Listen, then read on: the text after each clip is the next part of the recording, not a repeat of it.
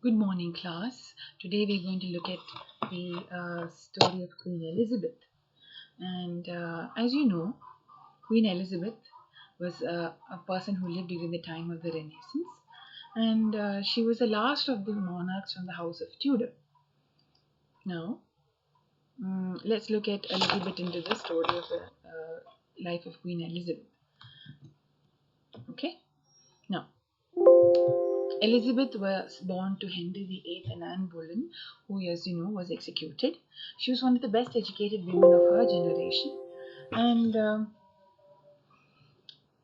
she was made queen at the grand old age of 25, though it is a young age for us. And she reigned for 44 years. She never married, and so she was called the Virgin Queen or Gloriana or Good Queen Bess. She was married to England, as she liked to call herself. One of the first acts she did as queen was to establish the Protestant Church in England, of which she was the supreme governor. She continued to follow a policy of secularism. Elizabeth was the first Tudor to understand that as a monarch, she had to rule by popular consent.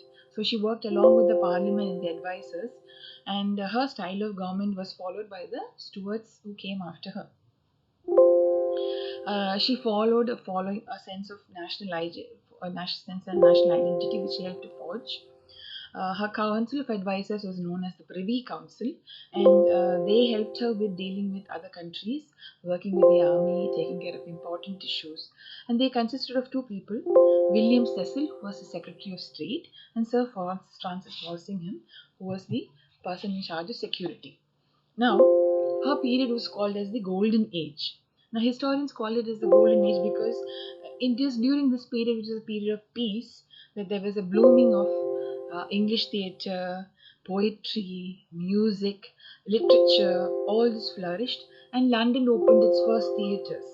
Playwrights like William Shakespeare were hugely popular, and this period is famous for its flourishing of English drama.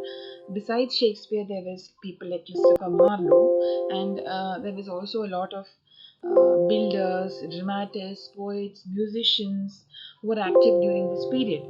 And though they were never directly connected to the Queen, uh, there were many patrons of the arts. It's also an age of exploration, and that is why people like Sir Francis Drake and Sir Walter Raleigh were important. Now, uh, then came the Spanish Armada. Okay, the Spanish Armada is one of the greatest battles of English history. It was considered their greatest military victories, and it is associated with Elizabeth. Okay, now in 1588, what happened is the Spanish king Philip decided that he had enough of Elizabeth's and her whims and fancies, and he wanted to attack England. So he sent his huge armada, his collection of ships, and they decided to attack England. And this is they decided to attack England. But the English fleet met them at the English Channel, that is the small, what do you call it, a small inlet of water, and they sent burning ships. They sent very fast ships to attack the Spanish ships, which forced them to split up, the Spanish Armada to split up and scatter amongst the lightweight ships of England. They tried to retreat, they tried to sail back, but England's ships